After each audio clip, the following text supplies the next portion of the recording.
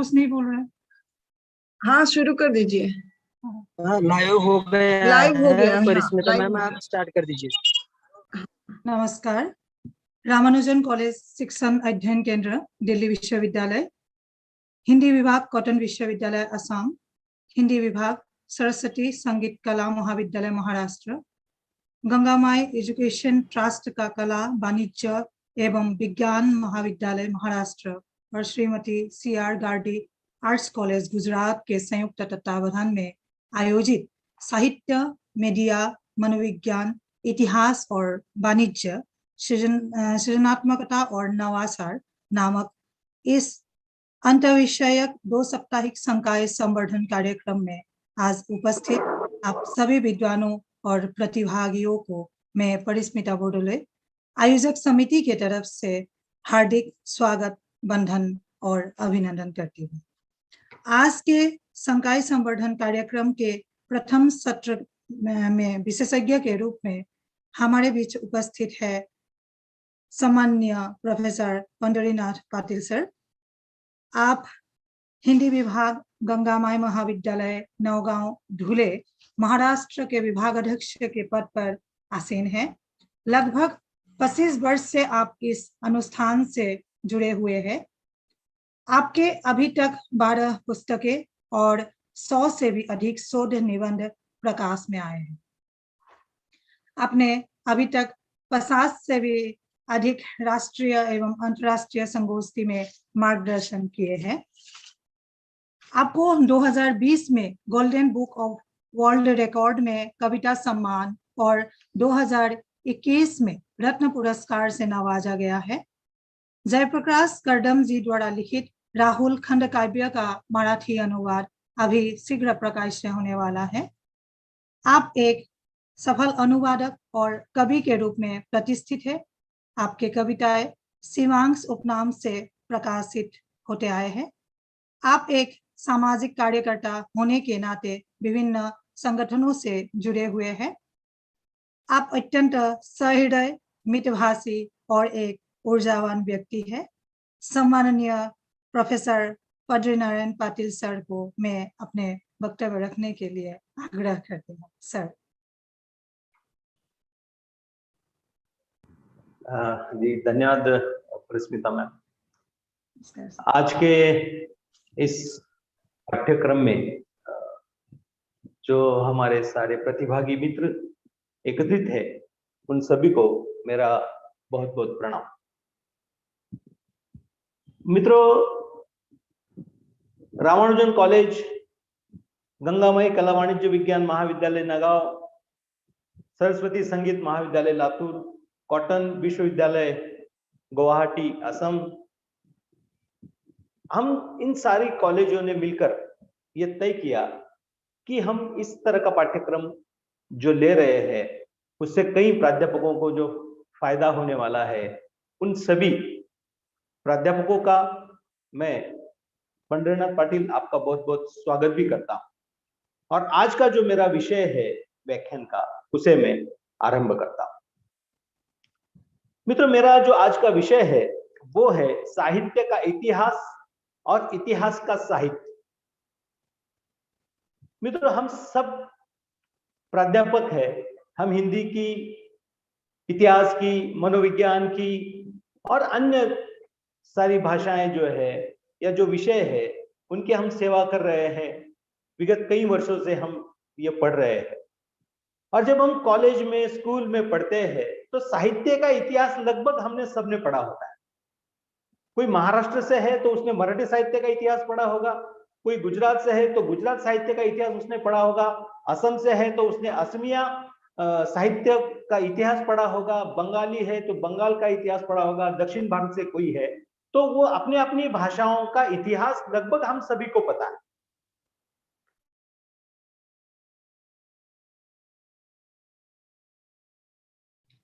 Sir आप mute हो गए। सर आप म्यूट हुए। सर आपकी आवाज। हेलो, अभी ठीक है सर। आ रही? हाँ जी आ रही है। कोई बीच में फोन आ रहे थे इसलिए हो रहा था। तो क्षमा करें, कुछ टेक्निकल प्रॉब्लम, तकनीकी असुविधा आपको हुई। तो मैं ये कह रहा था कि भाषा का जो इतिहास है ये लगभग हम सबको पता है, साहित्य का इतिहास जो है वो लगभग हम सबको पता है। इसलिए मैं साहित्य का इतिहास इस विषय पर बहुत कम ध्यान दूंगा। मैं आपका ध्यान जो है वो आकृष्ट करना चाहूंगा साहित्य का इतिहास नहीं, इतिहास के साहित्य की ओर। क्योंकि इतिहास जो है ना वो साहित्य, इतिहास से जो साहित्य बनता है वो ज्यादा महत्वपूर्ण होता है। देखिए, जैसे आपने ये देखा होगा कि समझ लो मैंने अगर आपको एक दूध दिखाया किसी ग्लास में या किसी वस्तु में भरा हुआ ग्लास का दूध अगर मैंने आपको बताया और मैंने कहा कि ये पनीर है, ये घी है, ये दही है, ये छाछ है, तो आप में से कितने लोग इस बात को मान जाएंगे कि हाँ मैं जो कह रहा हूं वो सही? आप में से लगभग 90% लोग इस बात को नकार देंगे, कहेंगे पागल है क्या, अरे ये तो दूध है, ये पनीर नहीं है, ये घी नहीं है, ये दही नहीं है, ये छाछ नहीं। पर मित्रों मुझे ये बता दो, क्या पनीर, दही, छाछ और घी बिना दूध के बनते हैं? है ना? अर्थात अभी पनीर के टोफू बनने लग गए, क्या बोलूं, सोयाबीन से पनीर बनने लग गए हैं। लेकिन मैं केवल दूध की बात कर रहा हूं कि दूध से बनने वाले ये सारे पदार्थ है, लेकिन उसके बावजूद हम दूध को पनीर नहीं कहते, दूध को घी नहीं कहते। उसी तरह से जब जैसे मैंने ये शर्ट पहनी हुई है, अगर मैं ये कहता हूं कि मैंने सरकी पहनी है या मैंने कपास पहना है, मेरे शरीर पर कपास है, तो जैसे हमारा दिमाग इतने जल्दी से इस बात को स्वीकार नहीं करता, क्योंकि हमारे दिमाग में है कि ये कपास नहीं है, ये कपड़ा है, फिर वो कॉटन का है, ये है, वो है, हम उस पर चर्चा करते चले जाएंगे। लेकिन अगर मैं ये कहूं कि ये कपास है, तो जैसे हम स्वीकार नहीं करेंगे। ठीक उसी तरह से है मित्रों कि इतिहास ही साहित्य है। अगर मैं ये आपसे कहने लग गया तो आप हंसेंगे और कहेंगे कि ये कैसे संभव, क्योंकि इतिहास का अर्थ हम सिर्फ इतना पता है कि ईस्वी सन 957, 800, 1200, 1300, 1500, ईस्वी सन पूर्व 500, ईस्वी सन पूर्व 250, ऐसा जब बोला जाएगा तो हम कहते हैं हाँ ये इतिहास की जनगणना या इतिहास की काल गणना जो है वो हो रही है और ये सच्चा इतिहास। इतिहास जैसे ही हम कहते हैं हमारे दिमाग में ईस्वी सन और वो सारे आंकड़े आने लगते हैं। मित्रों ऐसा नहीं है, भले इतिहास ऐसा हो कि जिसको याद करने के लिए हमें ईस्वी सन की याद करनी पड़ती है, वो इसका कारण भी मूलतः यह है कि भूतकाल में घटित जो घटनाएं हैं उन्हीं का संजोया हुआ रूप जो होता है वो क्या होता है, वो इतिहास होता है। इतिहास का मूल जो अगर हमने खोजना शुरू कर दिया तो इतिहास क्या है कि हमारी भूतकाल में घटित हुई सारी घटनाएं जो है उनको हम इतिहास कहेंगे। जैसे हमारा एफडीपी का उद्घाटन हुआ है ना, हो गया वो, अब हम दूसरे दिन में है, तीसरे दिन में हम आ गए हैं, तो इस बात को वो भूतकाल में चला गया तो वो इतिहास जमा हो गया। इतिहास का छोटा सा अगर सामान्य अर्थ अगर हम निकालना चाहे तो इतिहास का सामान्य अर्थ यह है कि जो घटित हो चुका। इसलिए हम कहते हैं ना कि हमारे पूर्वजों का इतिहास ऐसा है, हमारे मराठों का इतिहास ऐसा है, हमारे राणा राजपूतों का इतिहास ऐसा है, हमारे सैनिकों का इतिहास ऐसा है, हमारे साहित्य का इतिहास ऐसा है। तो इस तरह से हम लोग क्या करते हैं, इतिहास एक विशाल पटल है, बहुत बड़ा। इतिहास से जुड़े हुए कई प्रोफेसर लोग यहाँ पर है, वो आए दिन इस बात को पढ़ा रहे, हर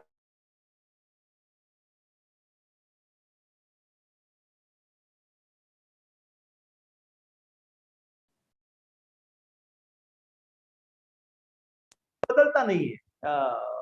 संतोष जी, हेलो संतोष जी, क्या सुन पा रहे हैं आप? हाँ सुन पा रहे हैं सर। वो जी सर, आपकी आवाज आ रही। ये जो लिंक है ना ये टेलीग्राम में डाल दीजिए, क्योंकि वो लोग मुझे फोन कर करके बहुत परेशान कर रहे हैं, तो मैं कट जाऊंगा यहाँ जी से। हाँ हाँ जी जी, क्योंकि वो लिंक नहीं है वहां पे है। हाँ हाँ ओके हाँ। तो मैं ये कह रहा था कि इतिहास से जो है ना हम लोग सीखते हैं, और इतिहास से जब हम सीखेंगे तो ही हमारा वर्तमान बनेगा, और जब हमारा वर्तमान बनेगा तो हम अच्छे भविष्य की ओर जाएंगे। हमें पता है कि प्रभु राम का इतिहास श्री कृष्ण का इतिहास, गौतम बुद्ध का इतिहास, महावीर का इतिहास, इनको जब हम देखते हैं, सोचते हैं, समझते हैं और उस पर जब हम चिंतन करते हैं तो हमारे आगे की जो राह है वो राह आसान होती चली जाती। लेकिन क्या है कि हमारे यहाँ हमने देखा कि कई लोग ऐसे हैं जिनके दिमाग में इस तरह की बातें होती है कि इतिहास बोले तो क्या, इतिहास एक दुखद विषय है, इतिहास रटने का विषय है, इतिहास बहुत पुराना घिसा पिटा विषय है। मित्रों, इस तरह से नहीं होता।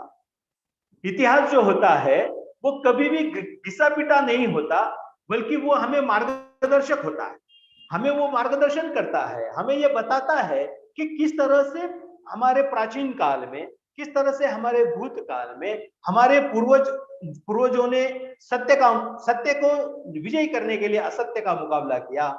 पराजित वो कभी नहीं हुए।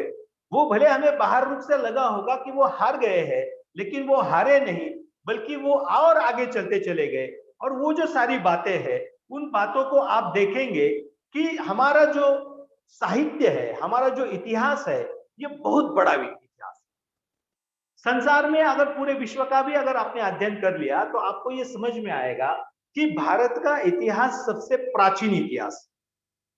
भारत में क्या हो रहा है कि भारत का साहित्यिक इतिहास, भारत का धार्मिक इतिहास, भारत का सांस्कृतिक इतिहास, भारत का भौगोलिक इतिहास, भारत का हर तरह का इतिहास, जहां जहां आप मानव इतिहास में भी चले जाए, आप उत्क्रांतिवाद में भी चले जाए, आप होमो हैबिलिस तक भी चले जाए, तो भी आपको इस बात का पता लगेगा कि होमो हैबिलिस ये हमारा वो पूर्वज है जो सबसे पहले वो बोलने लगा। उसके बाद हमारी चिंतन की जो धारा है वो बह निकली, हम चिंतन करने लग गए, हम बोलने लग गए, हम विचार करने लग गए, हमारी भावनाओं का जो प्रकटीकरण है वो करने की राह जो है वो हमारी निकली। एक कवि ने कहा है ना कि वियोगी होगा पहला कवि, आह से उपजा होगा गान, चुपचाप आंखों से झरझर वही होगी कविता। तो पहला जो उत्पीड़न होगा, पहला प्रकटीकरण जो होगा वो क्या होगा, आंसू होंगे। आंसुओं से ही उसने क्या किया होगा, अपनी पहली प्रतिक्रिया मनुष्य ने दी होगी। लेकिन बाद में क्या हुआ, जैसे जैसे उसे शब्द मिलते गए, जैसे जैसे उसकी भावनाओं का प्रकटीकरण करने के नए नए रास्ते उसके खुलते चले गए, तो हमारा सही अर्थ में साहित्य जो है वो साहित्य हमारा बनने लगा। आपने देखा होगा, अगर आपने साहित्य का प्राचीनतम इतिहास अगर खंगालने की अगर आपने कोशिश की तो आपको ये बात ध्यान में आएगी कि दुनिया का सबसे प्राचीन ग्रंथ जो है वो हमारे भारत के, हमारे जो वेद है वो है, और उसमें भी ऋग्वेद जो है हमारा मानव समाज का सबसे प्राचीनतम ग्रंथ है। और ऐसा कहा जाता है कि हमारे जो ऋषि मुनि जो थे, मनीषी थे, त्यागी थे, तपी थे, उन लोगों ने क्या किया कि एक तरह से समाज की घटना बनाने का प्रयास जो है इन वेदों के माध्यम से किया। उन वेदों में उन्होंने मनुष्य की चाली रीति, मनुष्य का व्यवहार, स्त्री पुरुष का संबंध है ना, समाज से हमारा जुड़ाव, ईश्वर के विषय में हमारी राय, धर्म के विषय में हमारी सोच, संस्कृति के विषय में हमारी विचारधारा, इस तरह की कई सारी बातों का वहां पर जमावड़ा उन्होंने किया है। और वहां पर फिर उन्होंने 4 वेद जो है वो हमारे बनाए। और फिर वेदों के साथ साथ उन्होंने देखा कि वेदों के साथ साथ, क्योंकि देखिए मनुष्य ये विचारशील प्राणी है, मनुष्य जब ये मान लेता है कि ईश्वर नहीं है तो ये उसका अंतिम नहीं होता, ये उसका विचार अंतिम नहीं होता। वो आगे चलकर जब उसको नई नई अनुभूतियां आने लग जाती है तो वो ईश्वर की ओर मुड़ जाता है। मैं स्वयं इसका बहुत बड़ा उदाहरण हूं, क्योंकि मैं लगभग उम्र के 45 वर्ष तक मैंने ईश्वर को नहीं माना, मैं नास्तिक रहा। मैं पूरे भारतवर्ष में हम कहीं कहीं जहां जहां भी मेरे माता पिताजी और मेरा जो परिवार है, 7 पीढ़ियों से हम लोग वारकरी हैं। मेरे परिवार में 7 पीढ़ियों से सभी लोग ईश्वर की आराधना करते हैं। मैं अकेला मेरे पूरे परिवार में था कि जिसने ईश्वर को नहीं माना। मैं ईश्वर को मानता ही नहीं था, मैं मंदिरों में कभी जाता ही नहीं था, और कभी जाता भी था तो कभी नमस्कार नहीं करता।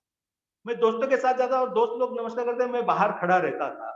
तो इस तरह की धारणाएं थी, लेकिन ये मेरी बदल गई, क्योंकि मनुष्य की चिंतन की धारा जब बहती है तो बहते बहते वो क्या है, एक गंगोत्री से निकलकर वो बहते बहते फिर वो सागर तक चली जाती, और वो गंगा सागर तक जब वो चली जाती है तो वो अनेक धाराओं में वो मिश्रित हो जाती है। जब मैं सोचता था कि ईश्वर नहीं है तब का मैं, और अब मैं सोच रहा हूं कि ईश्वर है आज का मैं, इसमें काफी अंतर आ गया। काफी वर्ष इसमें चले गए हैं, लगभग उम्र के 40-45 वर्ष जो है, जो आदमी ईश्वर को नहीं मानता वो ईश्वर को इसलिए मानता है क्योंकि उसे ऐसे लगने लग जाता है कि कोरा किसी ईश्वर को नकारना, सिर्फ नकारना, उस नकारने से कुछ भी हासिल नहीं होता और स्वीकारने से भी कुछ भी हासिल नहीं होता है। ये मैं बिल्कुल नहीं कहूंगा इन 4-5 वर्षों में मैंने बहुत कुछ हासिल कर लिया है, मैंने हासिल नहीं किया है, लेकिन मन शांति जिसे कहते हैं, सुकून जिसे कहते हैं, वो निश्चित मैंने पाया है। मुझे लगा है कोई अपना बाप है। नास्तिक व्यक्ति की अवस्था ये होती है कि वो कहते हैं कि मैं ही बाप हूं, मैं ही ब्रह्म, अहम ब्रह्मास्मि, मैं ब्रह्म हूं और मैं ही सब कुछ हूं, बाकी सारी दुनिया जो है वो थोती है, खोटी है। ऐसा नहीं होता। जैसे जैसे हमारे विचार प्रगल्भ होते जाते हैं, जैसे जैसे हमारा पठन पाठन बढ़ता जाता है, जैसे जैसे हमारे अनुभव बढ़ते जाते हैं, हमारी विचारधाराएं जो है वो अपने अपने विचारों को विविध आयाम देते चली जाती, और उन आयामों से हम गठित होते चले। तो इतिहास जो होता है ना, ये इतिहास है। क्या इतिहास है कि मेरे परिवार में 7 पीढ़ियों से सभी लोग भगवान को मान रहे थे, मैं नहीं मान रहा था, लेकिन आज ये परिस्थिति है कि मुझे लग रहा है कि मेरी पीढ़ियां बराबर थी, मेरे माँ बाप बराबर थे, शायद मैं गलत था। आज मुझे जो सुकून मिल रहा है, जो मुझे आनंद की अनुभूति होती है, यह मेरी अनुभूति का साहित्य जो मैं कविता के माध्यम से लिख रहा हूँ, निबंधों के माध्यम से लिख रहा हूँ, यह इतिहास का ही साहित्य है। जैसे मैंने शुरू में ही आपको कहा कि दूध से ही पनीर बनता है, दही बनती है, ठीक उसी तरह से इतिहास से ही सब कुछ बनता है। इतिहास से ही धर्म बनता है, इतिहास से ही संस्कृति बनती है, इतिहास से ही साहित्य बनता है, इतिहास से ही राजनीति बनती है। आप देखिए ना, हमारी मोहनजोदड़ो हड़प्पा की संस्कृति जब हम बाहर आई, जब उसकी खोजबीन हुई, हमने देखा कि मोहनजोदड़ो पर फिर लिखा गया। अभी पीछे ही 5-7 वर्ष पहले ऋतिक रोशन की एक फिल्म भी आई मोहनजोदड़ो। उन्होंने दिखाने का प्रयास किया कि मोहनजोदड़ो संस्कृति इस तरह की संस्कृति थी कि आज के आधुनिक युग से भी कई गुना वो अच्छी संस्कृति थी। तो जब हम ये सुनते हैं तो हमें आश्चर्यचकित होते हैं कि हम कितने एडवांस थे, हम कितने आगे थे। मुझे बताइए, जब माता सीता का हरण होता है तो इतने सारे जंगल होने के बावजूद वो वहां पर रामायण में ये वर्णन है कि रावण जो है विमान से माता सीता को जो है वहां पर ले जाता है ना, रामायण में ही है। हम तो सबसे पहले हमारे दिमाग में ऐसा हो जाता है कि रामायण है ही नहीं, रामायण काल्पनिक है। चलो ठीक है, 1 मिनट के लिए हम मान लेते हैं कि रामायण काल्पनिक है, और तब वहां पर जो की गई विमान की जो संकल्पना है वो भी काल्पनिक है, लेकिन आज आप ही विमान में बैठ के उड़ तो रहे हो, है ना। तो सोच के विषय में, विचारों के विषय में भारतीय मनुष्य का कोई सानी नहीं। हम इस तरह की सोच रखते हैं कि हम कितने भी ऊंची उड़ान उड़ सकते हैं, है ना। ऐसे कहा जाता है, एक मजाक मजाक में कोई ऐसे कहते हैं कि अमेरिका के लोग या विदेशी लोग ये कहते हैं कि भारतीयों तुम सोचो, हम प्रयोग करेंगे। क्योंकि हमारी सोच इतनी है कि हम अपनी प्रेयसी को यूं ही कह देते हैं चांद का टुकड़ा, जबकि हमने चांद ठीक तरह से देखा नहीं है। अब जो अमेरिका के लोग या रशिया के, चाइना के लोग जब उस चांद पर गए और वहां से वो चांद के टुकड़े लेकर आए, तो वो टुकड़े इतने खराब है, उसको देखने के बाद अगर आज आप समझ जाए और आपकी प्रेयसी भी उस टुकड़ों को समझती है, और आप अगर उसे कहते हो कि तुम चांद का टुकड़ा हो, तो वही टुकड़ा वो दे मारेगी, क्योंकि चांद की संकल्पना जो है ना वो अब बदल गई है। चांद दूर से ही सुंदर दिखता है, जब वहां पर चले जाए तो वहां पर वातावरण नहीं है। ये हमारा इतिहास है, ये हमारे वैज्ञानिकों ने ये खोजा हुआ इतिहास है कि चांद सुंदर नहीं है। अब क्या हो रहा है, अब संकल्पनाएं बदल रही है। जब अज्ञे ने लिखा अपनी प्रेयसी के लिए कि तू कलगे बाजरे की कलगे, जब उन्होंने अपनी प्रेयसी को कहा तो हड़कंप मच गया कि एक नया प्रतीक आ गया कि गुलाब कहाँ चला गया, चांद का टुकड़ा कहाँ चला गया, है ना। कलगे बाजरे की एक नया प्रतीक जो है वो हमारे सामने जब वो लेकर आए, तो हमने देखा कि कलगे को हमने तब तक देखा ही नहीं था कि कलगे बाजरे की जो कलगी है वो गुलाब के फूल से भी सुंदर है। हमने देखा ही नहीं। जब हमने देखा अरे ये बाजरी तो हम रोज खाते हैं, हमारा आधे से अधिक भारत जो है वो बाजरे की रोटी खाता है। हमने उस बाजरे की कलगी को ठीक से देखा नहीं, हमने उसकी सुंदरता को देखा नहीं, ये हम सोचते हैं। तो मुझे कहना यह है कि जिस तरह से हमारी मानवीय सभ्यता का विकास होता चला गया, मानवीय संस्कृति का विकास होता चला गया, हमारी विचारधाराएं बदलती चली गई।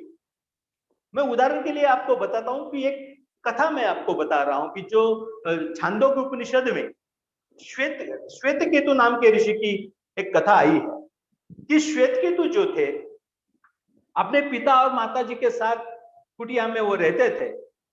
उस जमाने में ऐसा था कि जो भी व्यक्ति आता था वो किसी भी स्त्री के साथ संग कर सकता था, क्योंकि वो हमारी संस्कृति थी।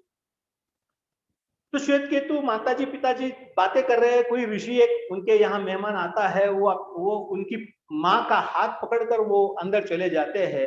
तो श्वेत केतु जो है वो बहुत क्रोधित हो जाते हैं, गुस्सा होते हैं और कहते हैं अपने पिताजी ये क्या है, ये व्यक्ति मेरी माँ के साथ क्यों चला गया अंदर। तो पिताजी कहते हैं भाई ये तो अपनी संस्कृति है, स्त्री जो है ये गौ की तरह है, गाय की तरह है ना। जैसे गाय का दूध पूरी संसार के लिए अमृत है, उस तरह से स्त्री जो है इस सभी विश्व के लिए, सभी मनुष्य जाति के लिए जो है वो गाय की तरह है, वो पवित्र है। तो श्वेत केतु उस बात का विरोध करते हैं, अपने पिता का विरोध करते हैं, माँ को भी विरोध वो करते हैं। और तब वो एक नियम बनाते हैं कि आज के बाद कोई स्त्री पर पुरुष के साथ संग नहीं करेगी और कोई पुरुष दूसरी पर स्त्री के साथ संग नहीं करेगा। अगर वो ऐसा करता है तो उसे क्या कहते हैं, उसे भ्रूण हत्या का जो आरोप है, पाप है, भ्रूण हत्या का पाप उस पर लगेगा। और तब जाकर दोस्तों पतिव्रता धर्म, ये जो आप बहुत बड़ी बड़ी शब्दों में आप सुनते हो ना, ये पतिव्रता और पत्नी व्रत, ये सारी चीजें श्वेत केतु ने शुरू की। और श्वेत केतु के बाद ये नियम बना कि स्त्री किसी भी उपभोग की वस्तु नहीं है। हम नारी, अभी नारी जो विमर्श चल रहा है, हम जोर जोर से चिल्ला चिल्ला के कह रहे हैं, अब ये कोई नई चीज नहीं है। नारी विमर्श में ये चीज नई नहीं आई है, ये श्वेत केतु लाया है छांदोग्य उपनिषद में। और ऐसा कहते हैं कि राजा जनक के दरबार में श्वेत केतु थे, तो रामायण काल से इस चीज को माना गया है। और यही कारण है कि माता सीता को इस तरह से पवित्र, इतनी पवित्र क्यों माना गया, क्योंकि वो एक पतिव्रत स्त्री। प्रभु राम को क्यों इतना पवित्र और श्रेष्ठ और उनको ईश्वर कहा गया, क्योंकि वो एक पतिव्रत है। 12 वर्ष लगभग वो अपने पत्नी से, 10-11 वर्ष वो अपने पत्नी से दूर है। इसके बावजूद भी वो कहीं भी उच्चशंकरता उनके हृदय में नहीं दिखाई देगी, ना लक्ष्मण के हृदय में देगी। लक्ष्मण तो अपनी उर्मिला को अयोध्या में ही छोड़कर आए हैं, लेकिन पूरे रामायण में आपको कहीं भी लक्ष्मण जो है वो भटकता हुआ आपको नजर नहीं आएगा। उल्टा जब शूर्पणखा आती है, वो सुंदर युवती का रूप धारण करके आती है और वो कहती है प्रभु राम से कि मुझसे शादी कीजिए। राम कहते हैं कि नहीं भाई, मैं एक पतिव्रत हूं, है ना, अगर लक्ष्मण कहता है तो आप उससे शादी कर सकती है। और वो लक्ष्मण के पास जाती है, लक्ष्मण जो है वो भी उन्हें मना करते हैं और फिर वो राक्षसी बनती है और फिर उसके कान ना काट देते हैं। ये कथा आपको बता, मुझे उसमें नहीं जाना, मुझे ये बताना है कि ये जो हमारा इतिहास था, श्वेत केतु का इतिहास, वो साहित्य में आया रामायण। वही साहित्य जो है वो आगे हम चले जाएंगे, आप देखेंगे कि श्वेत केतु के बाद फिर मनुस्मृति जो है उसके विषय में बहुत बड़ा विवाद जो है हमारे समाज में। जब डॉक्टर बाबा साहेब अम्बेडकर ने मनुस्मृति को जला दिया तो उसके बाद ऐसा लगा कि भाई अब तो ये सारी जो चीजें खत्म हुई, कहाँ खत्म हुई।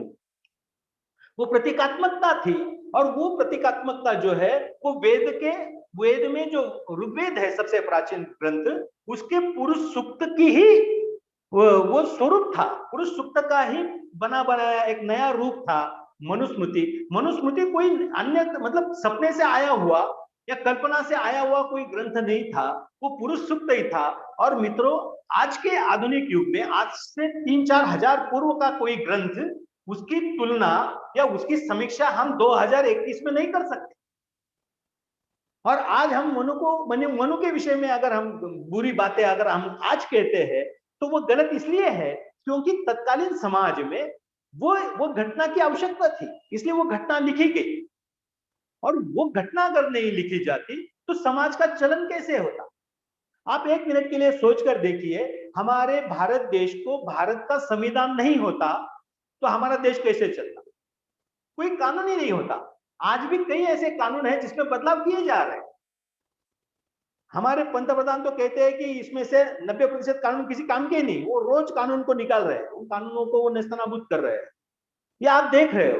मतलब कानून जो है ना, वो कानून ये ऐसी चीज नहीं है। डॉक्टर बाबा साहब अम्बेडकर ने खुद ऐसा कहा कि ये घटना जो मैं लिख रहा हूं, ये घटना ही अंतिम क्षण तक रहेगी, ऐसा नहीं है, इसमें बदलाव होगा। और यही तो कारण है 100 से अधिक बार इस घटना दुरुस्ती जो है हमारे इसमें हुई है।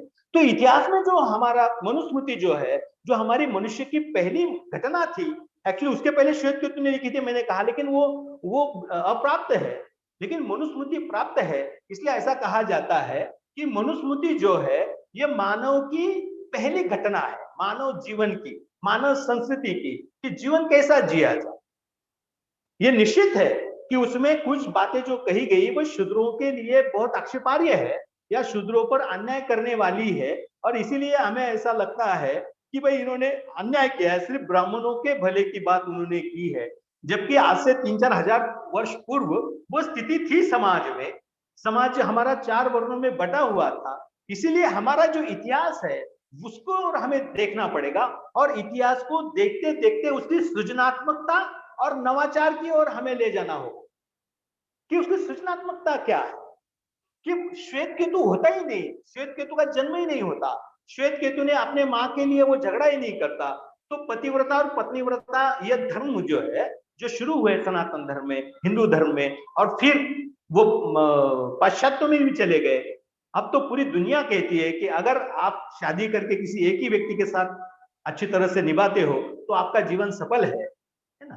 तो इसलिए ये जो सारी जो बातें हैं वो इतिहास से ही हम सीखे कि इतिहास में जैसे जितना स्त्री को महत्व दिया गया, आते आते हमारी स्त्री का महत्व जो है वो बढ़ता चला गया, और आज हम स्त्री और पुरुष दोनों को एक साथ मान के चले जाते हैं।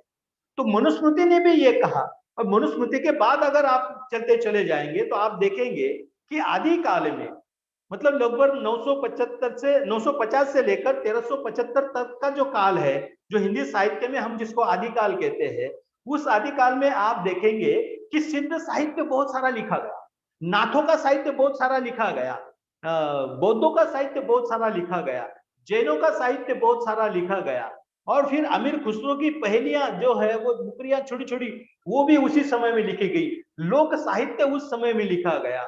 और इन सारी चीजों का अगर हम अध्ययन करेंगे कि इतिहास में जो रत्न छुपे हुए हैं, इतिहास में जो हमारे हीरे मानिक मोती छुपे हुए हैं, उन्हीं मोतियों के आधार पर ही हमारा साहित्य जो है वो बढ़ता है।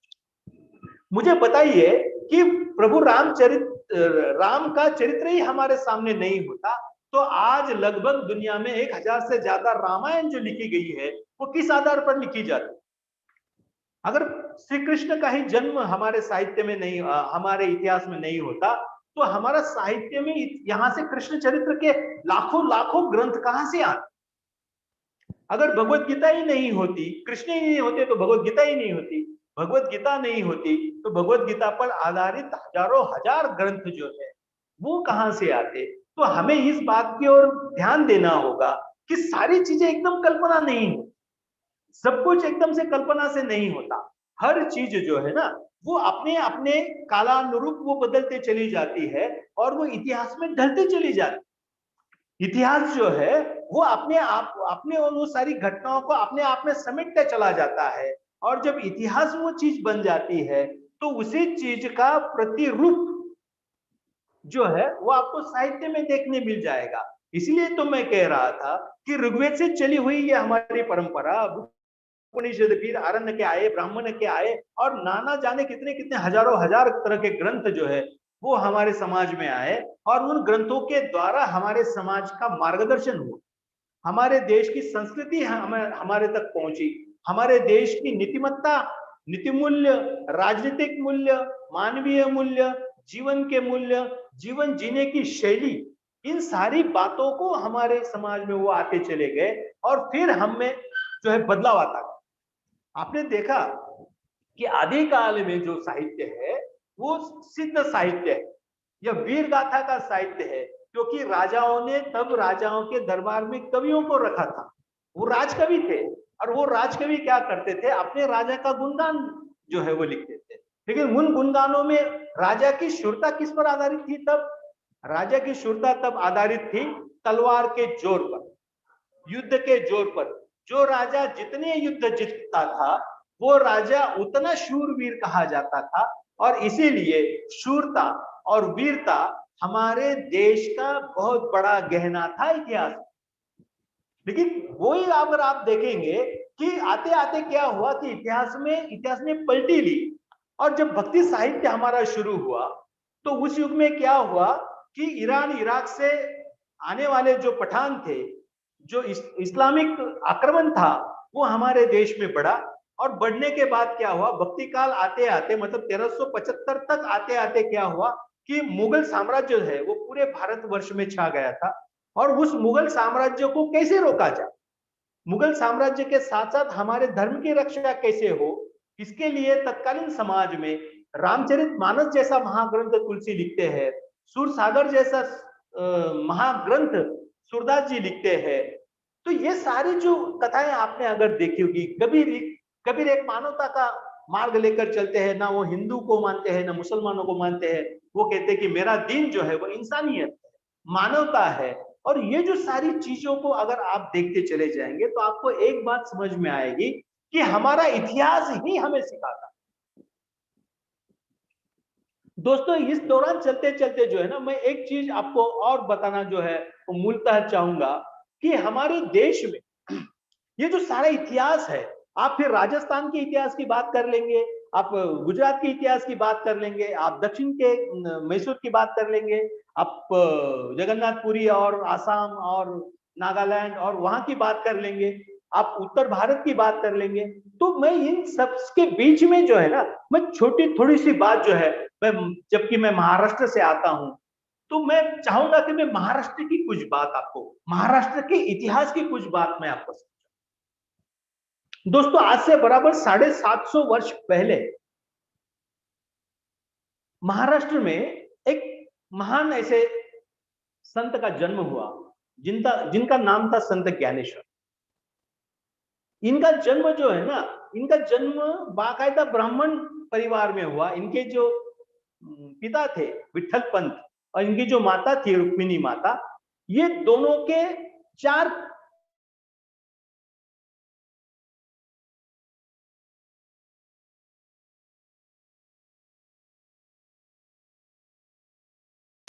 लेकिन तो उनके गुरु को पता चला कि अरे ये सन्यासी है, सन्यासी हुआ है, लेकिन इसने अपने पत्नी की और इनकी कोई मर्जी जो है उनके पास नहीं है। इसलिए उनके गुरु उनको वापस लौटाते हैं और वो वापस संसार में आकर फिर उनको 4 अपत्य होते हैं। और यही कारण है कि उन चारों बच्चों को और उनके माता पिता को समाज जो है गांव से बाहर निकाल देता है, समाज से निकाल देता है। उनको गांव में भिक्षा भी नहीं मिलती, उनके साथ कोई संबंध नहीं रखता, उन्हें पानी भी भर दिया नहीं जाता, और इस तरह का अन्यायपूर्ण जो वातावरण है वो उन पर हो रहा है। देखो मैं इतिहास समझा रहा हूं। इतिहास क्या है कि उन पर अन्याय किया जा रहा, अत्याचार किया जाए, जबकि वो स्वयं ब्राह्मण है और ब्राह्मण समाज ने उनको 750 वर्ष समाज से बाहर निकाल दिया है। और अब वो जो ज्ञानेश्वर है वो आगे आते हैं और वो कहते हैं लोगों से कि ठीक है, मेरे माता पिता के द्वारा अगर कोई गलती हुई है, आप ये कह रहे हैं, तो उनको तो आपने देहदंड दे दिया, फिर उनको देहदंड की शिक्षा दी जाती है। उनके माता पिता मतलब विठल पंत और रुक्मिणी माता जो है वह देहदंड ले लेती है ताकि अपने बच्चों को ज्ञान मिले।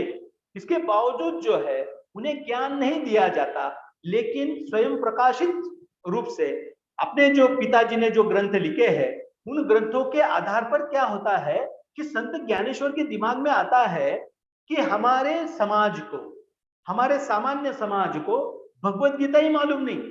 हम तो बातें कर रहे हैं धर्म की, हम हिंदू है, ये है वो है, बड़ी बड़ी बातें हम केवल कर रहे हैं, लेकिन हिंदू धर्म का जो मूल ग्रंथ है भगवत गीता, वही लोगों को पता नहीं है।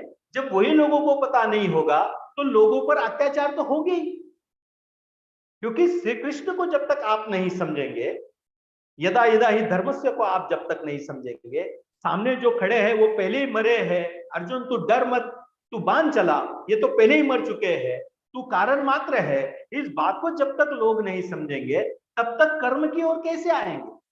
कर्मण्येवाधिकारस्ते मा फलेषु कदाचन जो है, ये बात लोगों के दिमाग में आएगी कैसे, ये समझेंगे कैसे? ये जब उनके दिमाग में आया, उनको लगा कि मैं स्वयं ब्राह्मण होने के बाद भी मुझे इस तरह की तकलीफ जो है वो समाज की ओर से हो रही है, तो ये तो आम लोग हैं, इन्हें कितनी तकलीफ होती होगी। और उन्हें बचाने के लिए उन्होंने तत्कालीन जो भाषा थी उस भाषा में, मतलब प्राकृत भाषा में, उन्होंने ज्ञानेश्वरी को लिखा। और जब ज्ञानेश्वरी को उन्होंने लिखा तब बहुत सारा विरोध जो है वो उनको हुआ। विरोध होने के बावजूद जो है उन्होंने ज्ञानेश्वरी को लिखा भी और लोगों को बताया। तो आप ये बिल्कुल समझ कर मत चलिए कि समाज में जिन पर अन्याय होता है वो लोग गलत ही है, ऐसा बिल्कुल नहीं होता। समाज में कई अच्छे लोग हैं जिन पर इस तरह का अत्याचार होता है, या आप ये भी कह सकते हैं कि अधिकतर अच्छे लोगों पर ही अत्याचार होते हैं, क्योंकि वो शोषित होते हैं, क्योंकि वो सामाजिक होते हैं, क्योंकि वो किसी को दुख देना नहीं चाहते। अगर आप प्रेम कर सकते हैं तो हम नफरत क्यों करें? यही तो हमारा संत साहित्य सिखाता है, यही तो हमारा धर्म सिखाता है। और इसी बात को जो है हम ठीक ठीक से समझ नहीं पा रहे। और इस तरह से इतिहास ने क्या किया, पुनर्रचना की। इतिहास ज्ञानेश्वर के माध्यम से दोहराया गया। और जो भगवत गीता जो संस्कृत भाषा में है और वो संस्कृत सामान्य आदमी नहीं पढ़ सकता है, और वो बदलने के लिए वो क्या करते हैं कि भगवत गीता को ही प्राकृत में लेकर आते हैं, जन भाषा में लेकर आते हैं। आप इसी तरह से इसका अध्ययन करते चले जाएंगे तुलसीदास के पास। संत तुलसीदास ने यही किया है। वाल्मीकि रामायण जो है वो काठिन्य है, संस्कृत में है, कुछ शब्द और वो लोगों के आम लोगों को समझ में नहीं आते। उन्होंने रामचरितमानस अवधि में लिख दिया, और जब वो अवधि में आ गया, समाज की भाषा में आ गया, आम भाषा में आ गया, तो अनपढ़ गंवार सामान्य लोग भी जो है वो उसको गाने लगे ना। उत्तर भारत में तो मैंने ऐसे कई लोगों से मैं मिला हूं जिन लोगों को पूरा रामचरितमानस याद है। महाराष्ट्र में आप आइए, आपको मैं कम से कम 1000 से 2000 लोग ऐसे दिखा दूंगा कि जिनकी पूरी ज्ञानेश्वरी उनको याद है। मेरे घर में 5 लोग हैं जिनको पूरी तरह से ज्ञानेश्वरी याद है। मुझे भी लगभग 1/4 याद है, 1/4 जो है मुझे भी याद है। पहले बहुत ज्यादा थी, अब कम हो गई। और हरिपाठ तो मैंने कभी पढ़ा ही नहीं, सुन के नहीं मुझे याद हो गया। तो ये विशेषता है कि वो समाज जो ज्ञान से दूर था, उस समाज तक ले जाकर ज्ञान जो है वो ज्ञानेश्वर देते हैं। और फिर देखो, ये हुआ इतिहास ज्ञानेश्वर का, और वो इतिहास फिर से दोहराया जाता। आप देखेंगे आज से 350 वर्ष पहले संत तुकाराम नाम का एक व्यक्ति देहू में जन्म लेता है, और उसकी वही परिस्थिति, क्योंकि वो कुणबी है, कुणबी समाज का है, तो उसे विठ्ठल नाम लेने का क्या अधिकार? वो कैसे वेदों की बातें जो है वो अपने मराठी भाषा में लिखेगा? तो जो हमारे हिंदू धर्म का तत्व ज्ञान है उसे वो कैसे मराठी में लिख सकता? इसका विरोध किया गया। जैसे संत ज्ञानेश्वर को तकलीफ हुई, उससे भी ज्यादा तकलीफ जो है वो संत तुकाराम को हुई। और फिर भी उन्होंने अपनी गाथा लिखी। लगभग 2.5 से 3 लाख पद उन्होंने लिखे थे, लेकिन तत्कालीन समाज के तत्कालीन पंडितों ने उन्हें वो गाथा जो है वो नदी में डुबाने को कह दी। उन्होंने नदी में उसको बहा दिया था, लेकिन उसके बाद भी 1.5 लाख पद ऐसे थे कि जो लोगों को मुखरगत थे, लोगों को याद थे। और आज भी महाराष्ट्र में आप कितने भी छोटे से छोटे गांव में चले जाओ, आपको वहां पर तुकाराम की गाथा पढ़ने वाले लोग, तुकाराम के पद जिनको याद है, ऐसे कई लाखों लोग आपको महाराष्ट्र में मिल जाएंगे। ये हमारा इतिहास, ये हमारा इतिहास है, और इस इतिहास से हमारा ये साहित्य बना है। आप ऐसे आगे आगे चलते चले जाइए, आप आइए आगे आगे। जब आप जैसे आगे आप आएंगे, आप देखेंगे आदिकाल, भक्तिकाल, फिर रीतिकाल की अगर हम बात कर ले कि वहां पर फिर केशवदास कठिनतम काव्य वो लिख रहे हैं, कठिन से कठिन, क्योंकि उनको वो अपनी विद्वत्ता सिद्ध कर। देखिए मित्रों, मैं आपको समझाना चाहता हूं, आदिकाल में क्या है? वीर गाथा है, युद्ध है, लड़ाइयां हैं, और लड़ाइयों से लोग उब गए। जब आदमी युद्ध से उब जाता है, जब आदमी संघर्ष से उब जाता है, तो वो आदमी भक्ति की ओर जाता है। उब गए संघर्ष, कितना संघर्ष करेगा आदमी, फिर वो ईश्वर की ओर आता है। आप देखिए हमारा काल, आदिकाल संघर्ष का काल है, फिर हम भक्ति में आ गए, हम फिर ईश्वर की भक्ति करने लगे, और फिर देखिए भक्ति में भी हम उब गए, है ना। पहले संघर्ष से उबे, भक्ति में आए, भक्ति से उबे, हम श्रृंगार की ओर चले गए। इसी दौरान जो है ना, बड़े बड़े मूर्तियों का निर्माण किया गया, है ना। मध्य प्रदेश में आप गए होंगे तो वहां पर मंदिरों का निर्माण किया गया, जहां पर काम क्रीड़ा के मंदिर या मूर्तियां जो है वो बनाएगी, क्योंकि लोग भक्ति में इस तरह से गूंथ गए थे। तो फिर आगे आने वाली पीढ़ियां कैसे बढ़ेगी, आगे हमारे समाज का विकास कैसे होगा, इस तरह का संकट जो है वो हमारे देश के सामने खड़ा हुआ था। यह हमारा इतिहास है, और इस इतिहास से खजुराहो की मूर्तियां निकली, इस इतिहास से खजुराहो काम साहित्य जो है वो, जैसे वात्स्यायन ने जो काम शास्त्र लिखा, वो वहीं से उत्पन्न हुआ, क्योंकि वो जरूरत है। इतिहास हमें जरूरत सिखाता है, और इतिहास ही हमें बताता है कि हमें किस तरह से जो है बाहर आना चाहिए, हमें किस तरह से अब अपना वर्तन करना चाहिए। और फिर अगर आप आगे आते हैं, आप देखते हैं कि उसी काल में छत्रपति शिवाजी महाराज महाराष्ट्र में होते हैं। छत्रपति शिवाजी महाराज को पता है कि इधर से आदिल शाह है, इधर से कुतुब शाह है, और ऊपर से औरंगजेब है। इस तरह से तीन तीन शत्रुओं से एक समय में वो आदमी लड़ रहा है। एक 14-16 साल का लड़का तलवार लेकर बाहर निकलता है और कहता है कि मेरे देश की नारी है ना, ये आम नहीं, इस नारी का संरक्षण किया जाएगा। देखिए आप श्वेत केतु को, और देखिए शिवाजी महाराज को। मैं कह रहा हूं इतिहास दोहराया जा रहा है। सेम तरह से शिवाजी महाराज कहते हैं कि बिल्कुल नहीं, मेरे राज्य में, मेरे स्वराज्य में किसी भी नारी की अवहेलना नहीं हो।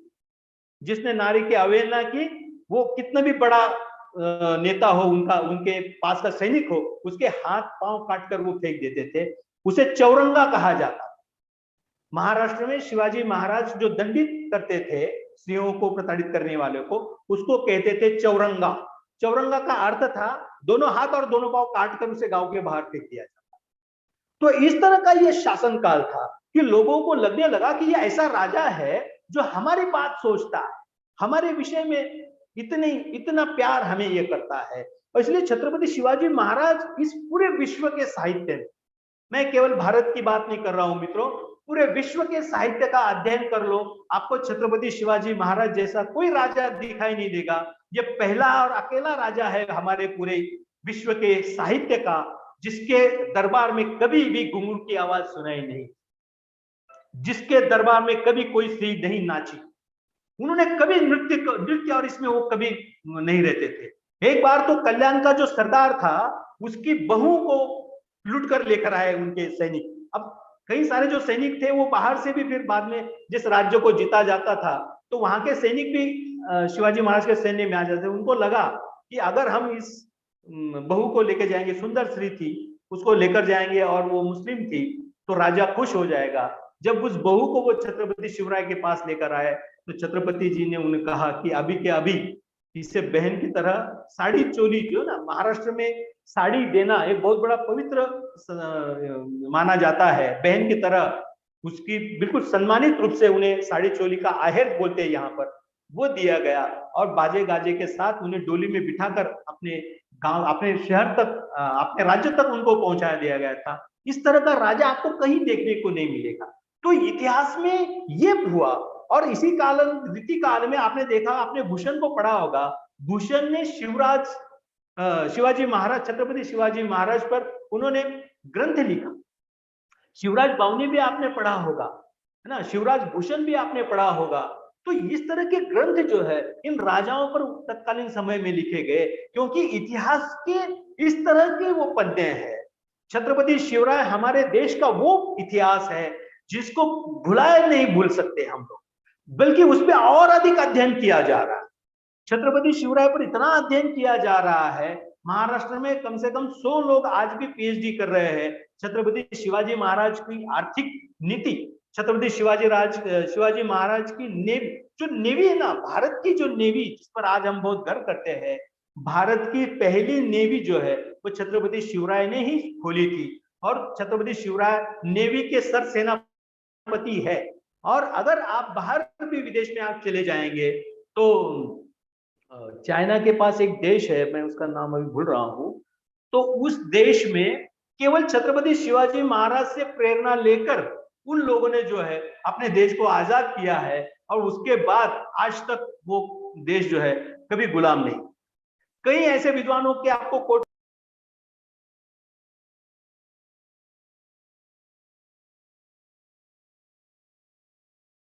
अगर हमारे देश में जन्मे होते तो हम कभी गुलाम नहीं होते, लेकिन हमारा दुर्भाग्य है कि हमने अपने इतिहास को कभी भी इतनी शिद्दत से नहीं पढ़ा।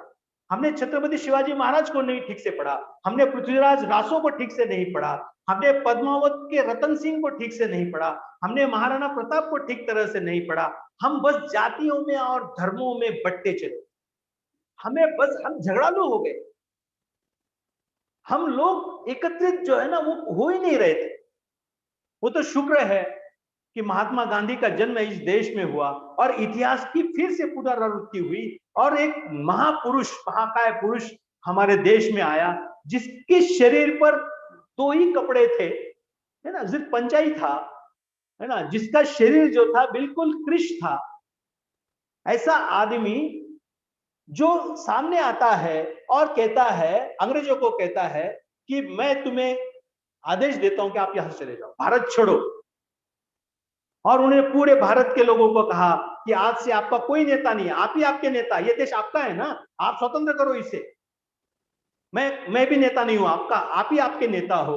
और उस आदमी ने इस तरह का जोश हमारे देश में भरा, और 1942 में इतना बड़ा भारत छोड़ो आंदोलन हुआ। ये सारा इतिहास आपने पढ़ा है, और इसी से तो निकलकर प्रार्थना पुरुष लिखते हैं नरेश मेहता। नरेश मेहता यही कारण है कि खंड काव्य लिखते हैं महात्मा गांधी जी पर। राष्ट्र संत तुकडोजी महाराज ये तो संत है, संत होने के बावजूद वो गांधी गीतांजलि नाम का एक ग्रंथ लिखते हैं राष्ट्र संत तुकडोजी महाराज, गांधी जी के जीवन चरित्र पर।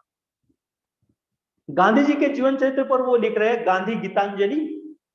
कितना जबरदस्त है वह व्यक्तित्व, है ना। उन्हें तो लोगों ने संत ही कहा कि ये ऐसा संत है, ये साबरमती के संत तूने कर दिया कमाल, है ना, बिना लाठी बिना तलवार के दे दी हमें आजादी, बिना लाठी बिन तलवार। ये आपने देखा, लाठी भी है उनकी तो वो उनको अपने खुद के सहारे के लिए है, वो किसी को मारने के लिए नहीं है। और ऐसा अद्भुत व्यक्तित्व हमें इतिहास देता है। इतिहास हमें छत्रपति शिवराय देते हैं, इतिहास ही हमें महात्मा गांधी देते हैं, इतिहास ही हमें राजा रतन सिंह देते हैं, इतिहास ही हमें राणा प्रताप देते हैं, इतिहास ही हमें पृथ्वीराज चौहान देते हैं, इतिहास ही हमें कई लोग देते हैं, इतिहास ही हमें अफजल खान देते हैं, इतिहास ही हमें औरंगजेब देते हैं, इतिहास ही हमें तरह तरह के जो मुस्लिम शासक थे, जहांगीर हो, शाहजहां हो, और ना जाने कितने। ये सारे लोग जो है वो लोग पतन की ओर क्यों चले गए?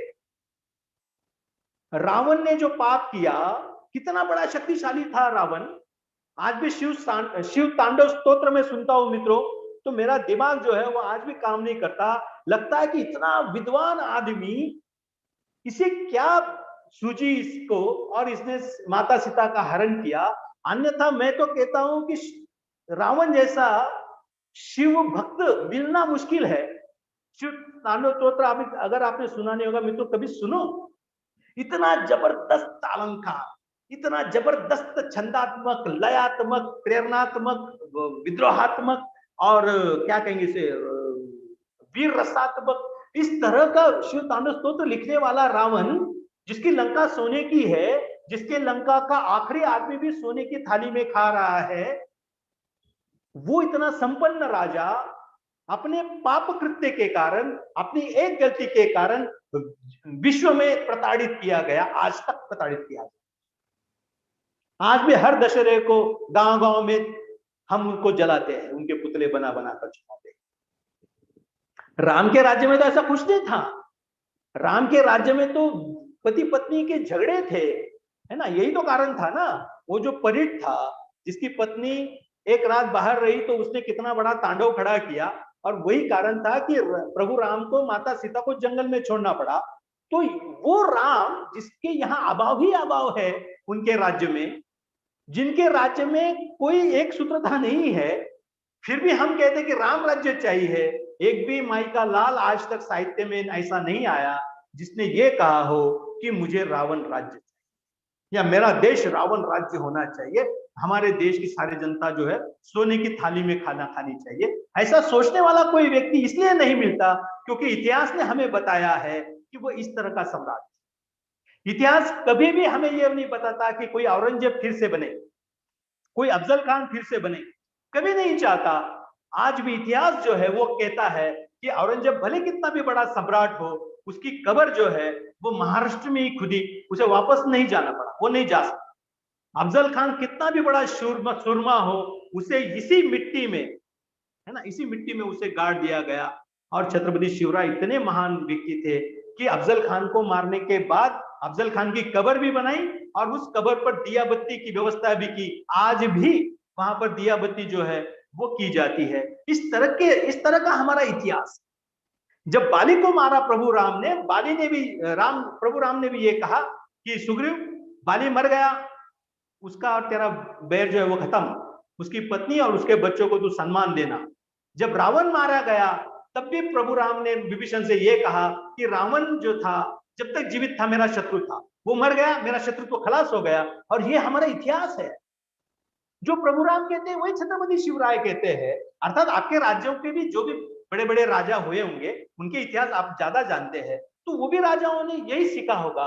प्रभु राम से ये सारी चीजें जो उन्होंने सीखी है, और यही कारण है कि इतिहास इस तरह के व्यक्तित्व हमें देता है, इतिहास इस तरह के नायक हमें देता है, इतिहास इस तरह के व्यक्तित्व को हमारे सामने उजागर करता है, और इसलिए हम लोग जो है ना उनके पीछे चलते। संत तुकाराम जिंदगी भर अभाव में रहे। उनकी पत्नियां कहती है कि उनकी जो पत्नी थी वो उन्हें कोसती थी जिंदगी भर। इसके बावजूद वारकरियों में आज भी भयंकर अभाव है, घरों में खाने के लिए नहीं, फिर भी वो पंढरपुर जाते हो कि नहीं, हमारे तुकाराम जाते थे, हमारे एकनाथ महाराज जाते, हमारा चोखा मेला जाता था, है ना। जो भी जाते थे, सभी जाति धर्म के लोग जो है वो वारकरी यहाँ पर इसलिए है क्योंकि हमारे इतिहास ने बताया है कि तुकाराम भी अभाव में थे, कबीर भी अभाव में थे, नरसिंह मेहता भी अभाव में थे, महात्मा गांधी भी अभाव में थे, डॉक्टर बाबा साहेब अम्बेडकर अभाव में थे। तो इन सारे अभावों में रहने वाले ये लोग कितने बड़े चरित्र को हम लेकर हमारे सामने खड़े हुए हैं। इसलिए हम अभाव पर रोते ना बैठे, ये इतिहास हमें बताता है, और वो इतिहास के माध्यम से उस इतिहास को हमारा साहित्य ग्रहण करता है। और हमारा साहित्य जो है तुम्हें और हमें जो पढ़ने लिखने वाले लोग हैं इनको बताता है कि भाई अब रुकना नहीं, अब झुकना नहीं है, अब डरना नहीं है, अब रोना नहीं है, अब हमें डटना, अब हमें आगे आना है, हमें परिस्थितियों से लड़ना है, हमें हर चीज पे लड़ना पड़ेगा। हम रोते बैठेंगे तो हम खत्म हो जाए। रोने से आज तक कुछ प्राप्त नहीं हुआ।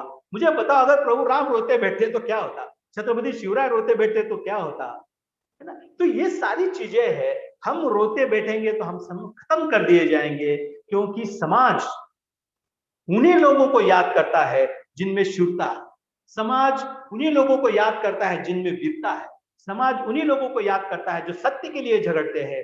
झूठे लोगों के भले आज उनके पीछे भीड़ आपको दिखाई दे, लेकिन झूठे के पीछे ज्यादा दिन तक लोग नहीं रहते।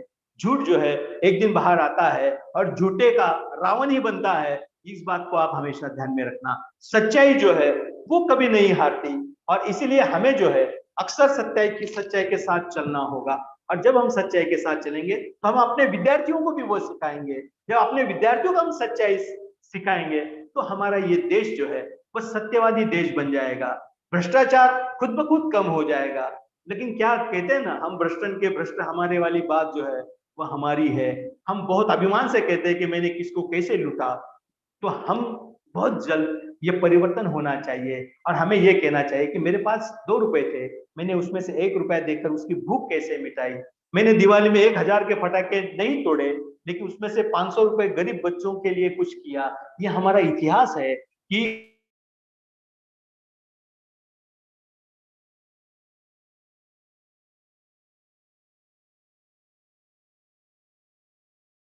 अकाल हुआ, लोगों में जनता में बांट दिया था। तो हम तो इतने बड़े लोग नहीं हैं, हम तो आम लोग हैं, हम तो खा पी कर अपनी जिंदगी जैसे वैसे बसर करने वाले लोग हैं। फिर भी हमसे बन पड़ता है, उतना अच्छा कार्य हमें करना चाहिए। यह हमारा इतिहास, यह हमारा साहित्य सिखाता है। मित्रों, ये विषय इतना प्रकांड है, इतना विस्तृत, इतना बड़ा है कि हम इस पर 10 दिन तक भी चर्चा करें तो भी खत्म नहीं होगा। लेकिन समय है ना, समय के साथ हमें चलना होगा। समय मुझे बता रहा है कि अब मुझे रुकना है। अगर आप में से किसी को कुछ प्रश्न पूछने हैं मित्रों, तो मैं हाजिर हूं, आप अपने प्रश्न। नमस्कार। नमस्कार परस्मिता जी, धन्यवाद।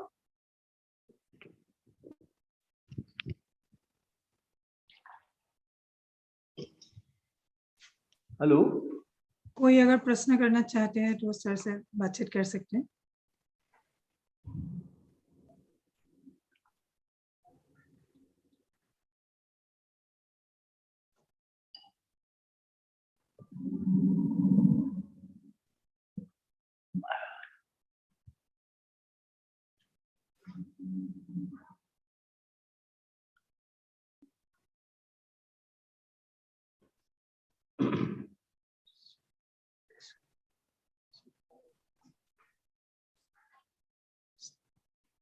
संतोष सर, कोई हैंड राइज कर रहा है मैम? देखिए, हाँ हैंड राइज कर रहे हैं, अनम्यूट कर दीजिए सर। संतोष सर,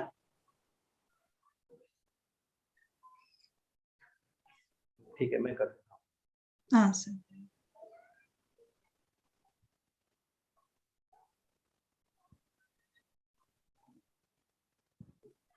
हूँ।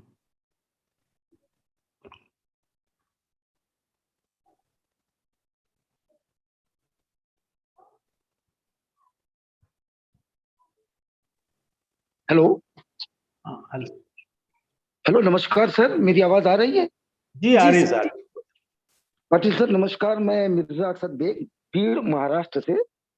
जी सर। केवल एक प्रश्न पूछना चाहता हूं कि तो आप बहुत दिनों तक नास्तिक रहे, उसके बाद आस्तिक हो गए, वो कौन जी। सी घटना थी या किस आधार पर आप बाद में आस्तिक हो गए?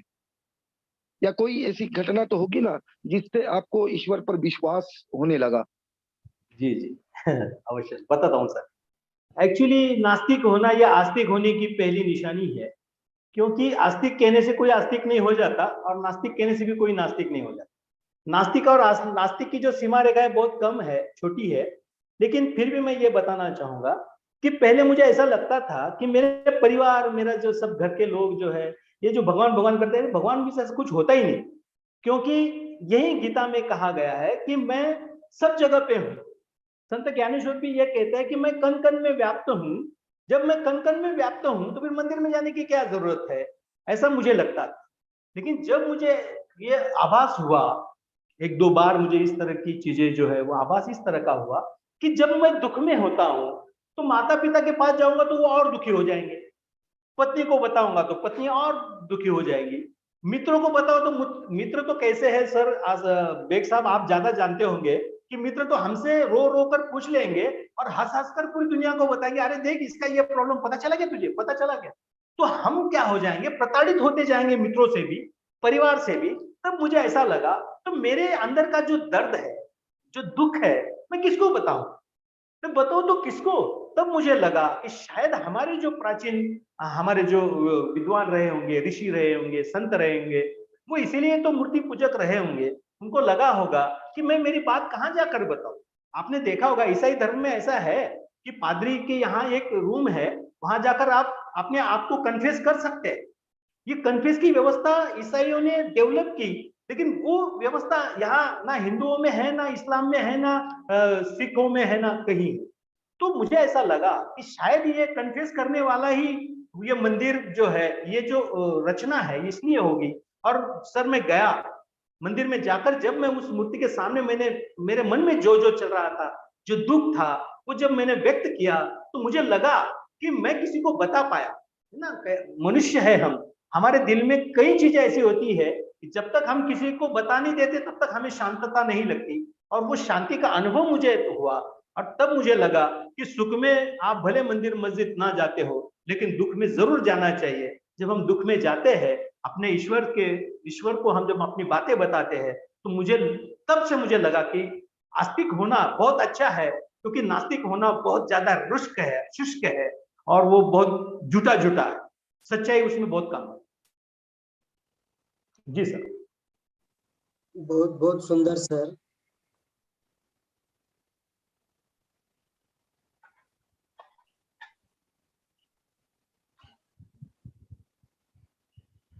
तीन राइस हैंड है सर अभी, और कोई देखिए। हाँ, उषा मिश्रा जी है। सबने सर एक प्रश्न पूछने वाले हैं। जी। प्लीज सबने सर आप पूछिए, आपको जो कुछ भी पूछना है।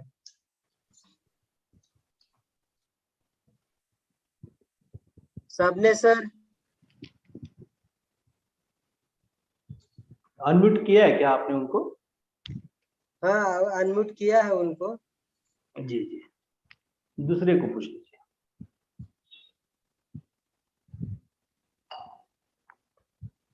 सबने सर आप अनम्यूट कीजिए। हेलो। हाँ हाँ सर। सबने सर पूछिए। हेलो। हाँ बोलिए जी सर, आपकी आ रही आवाज सर आ रही आवाज। है। हाँ नमस्ते सर। नमस्कार। हा नमस्कार सरांना. बोलिए सर।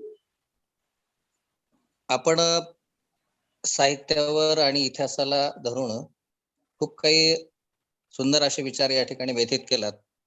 जी. तर आस्तिक आणि नास्तिक हा एक म्हणजे कधी न संपणारा विषय आहे. बिलकुल. आणि म्हणून मी फक्त धन्यवाद देण्यासाठी या ठिकाणी आपल्याला म्हणजे हँड केलेला आहे. थँक्यू तर आपले जे विचार आहेत ते खूप सुंदर पद्धतीने या ठिकाणी व्यथित केलात, मांडलात. आणि जीवनाचं अंतिम सत्य म्हणजेच इतिहास.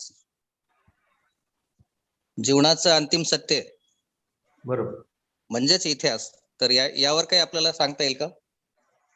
अगदी सर. धन्यवाद सर. धन्यवाद सर. खूप छान प्रश्न आहे सर आपण विचारलेला.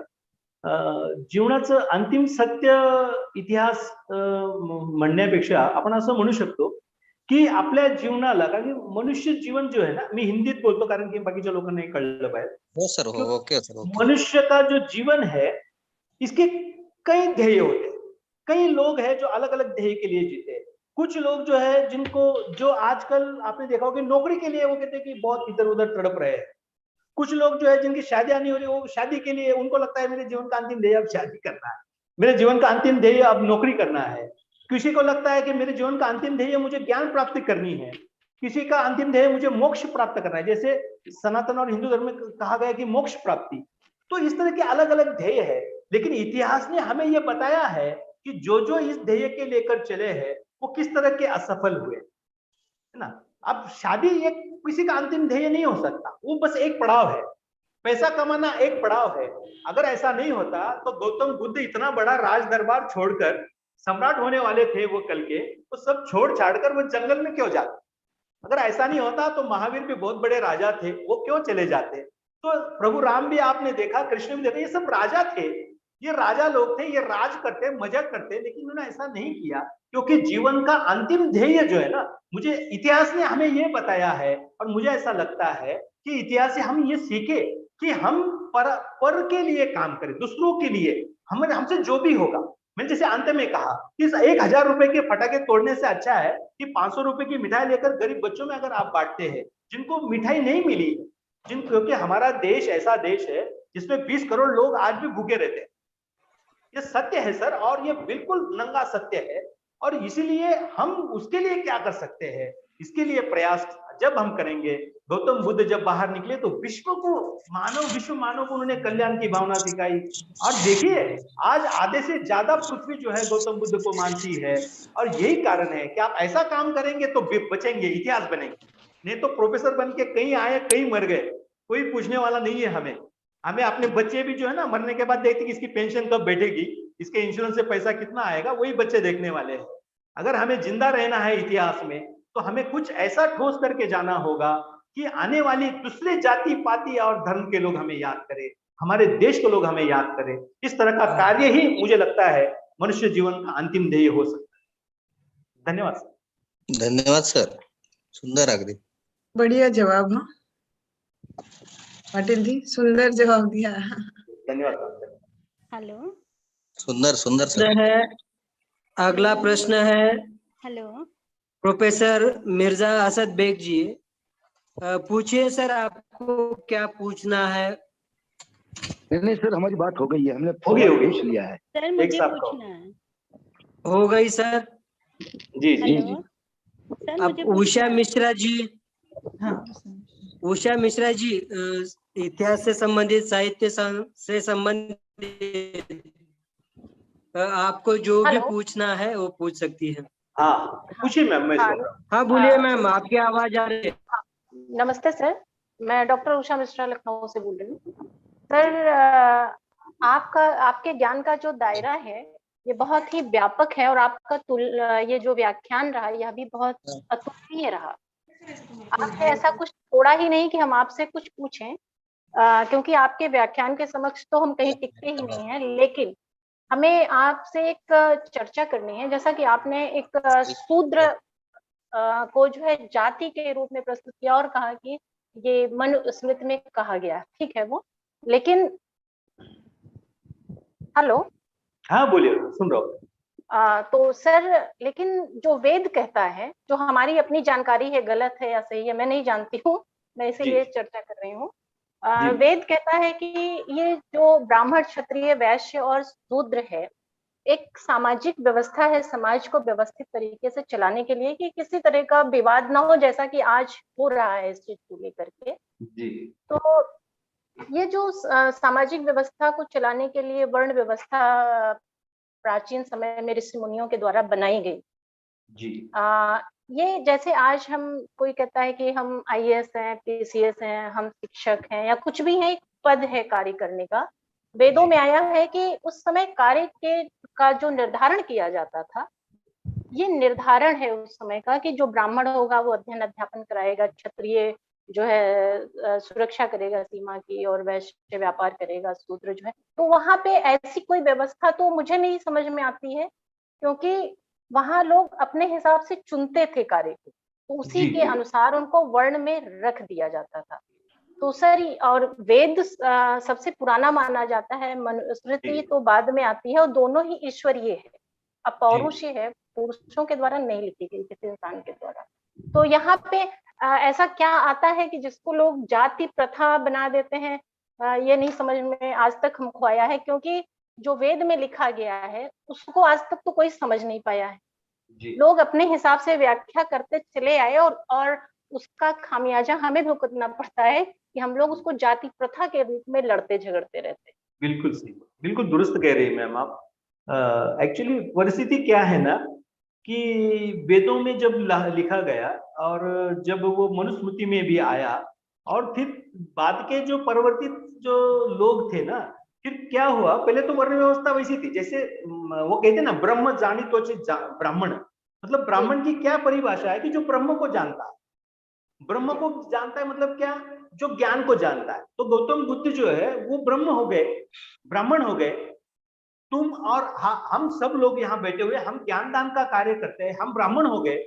लेकिन क्या हुआ कि जो बीच का जो कार्य काल था, बहुत बड़ा काल, उस कालों में क्या हुआ मैम, कि जो शूद्र था, मतलब जो सेवा कर रहा था, समझ लो कोई झाड़ी और कुटा साफ करने का काम कर रहा है, तो क्या हो रहा है कि उसका जो पुत्र था वो उसको पढ़ने लिखने के लिए मना कर दिया है।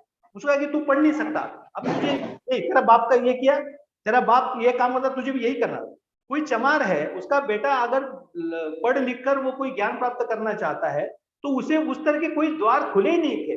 जैसे मैंने आपको बताया संत ज्ञानेश्वर के विषय में, आज से 750 वर्ष पूर्व वो स्वयं ब्राह्मण थे। उन्होंने वेद अध्ययन सबका, जो उनके जो पिताजी थे, उन्होंने उनको सारा का सारा ज्ञान करवा दिया था। लेकिन मुंज जो है, जो मुंज की जाती है, उसके लिए तत्कालीन आलंदी के ब्राह्मणों ने नकार दिया।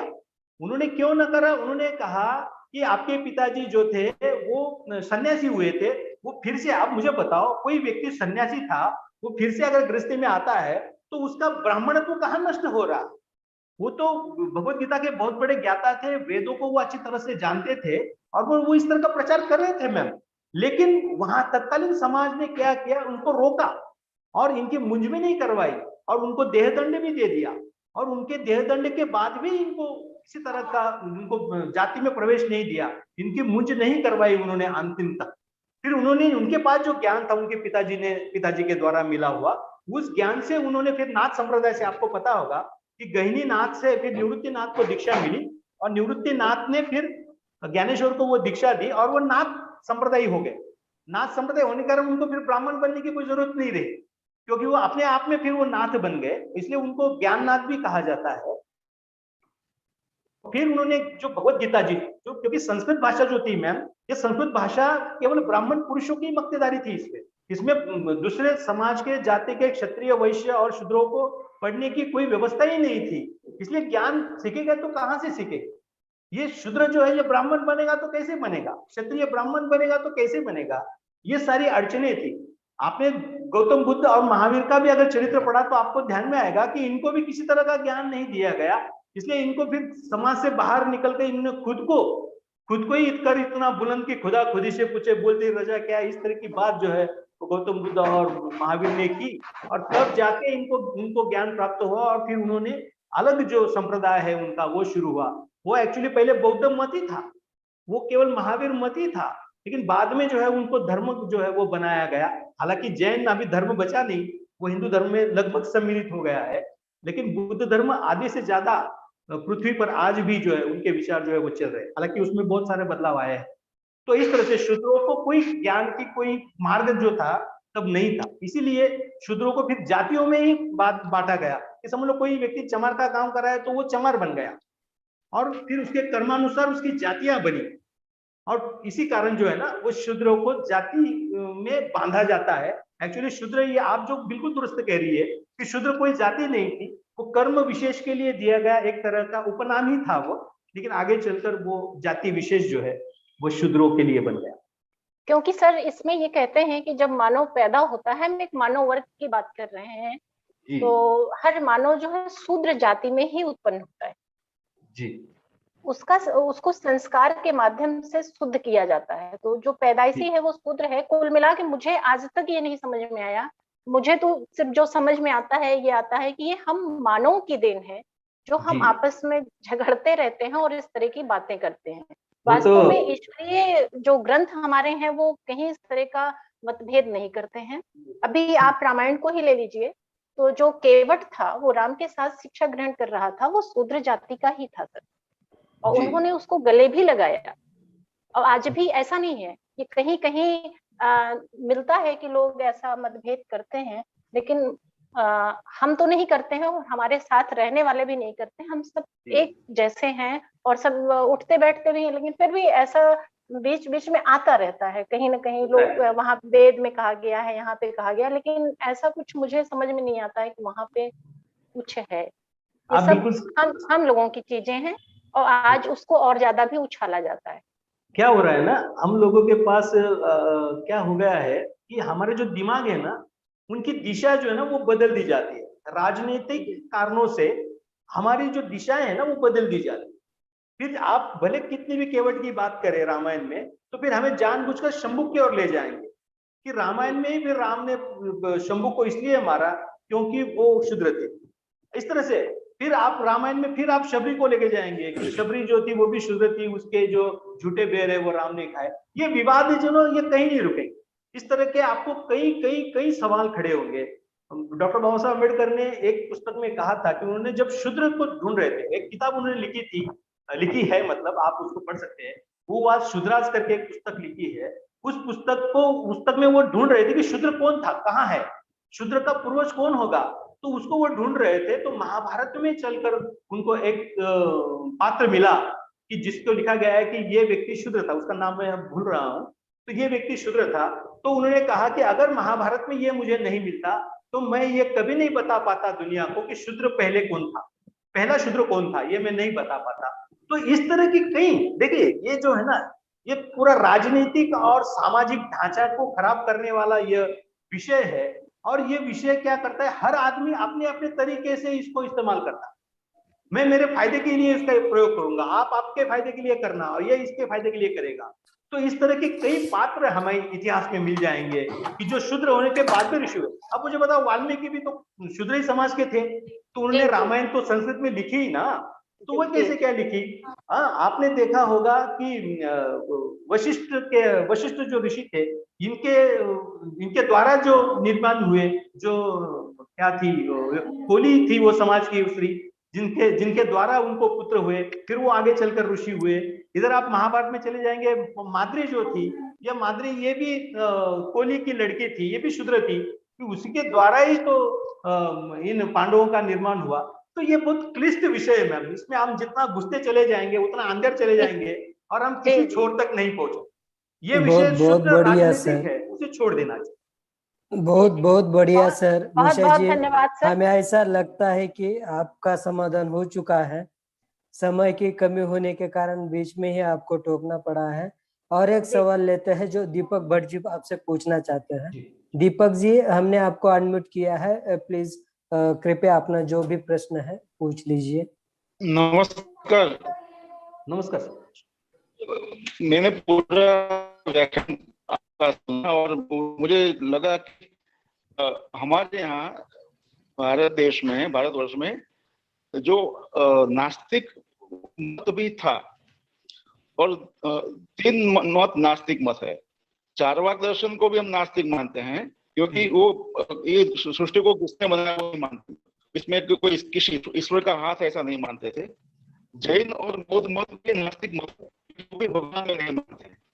ये बात थोड़ी थोड़ा हाँ, कोई क्वेश्चन नहीं है, बस ये जानना चाहिए। आप जानते, सब जानते होंगे। थैंक यू वेरी मच, बहुत ही अच्छा रहा और बहुत ही आनंद और बहुत व्याख्यान रहा सर। थैंक यू बहुत बहुत थैंक यू।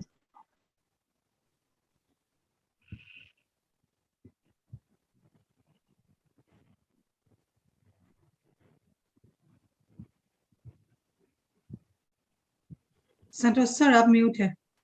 यदि किसी को और कोई सवाल हो तो पाटिल सर से ले ले, क्योंकि अभी 5-7 मिनट में हमारे दूसरे हमारे रिसोर्स पर्सन है वो जुड़ने वाले हैं।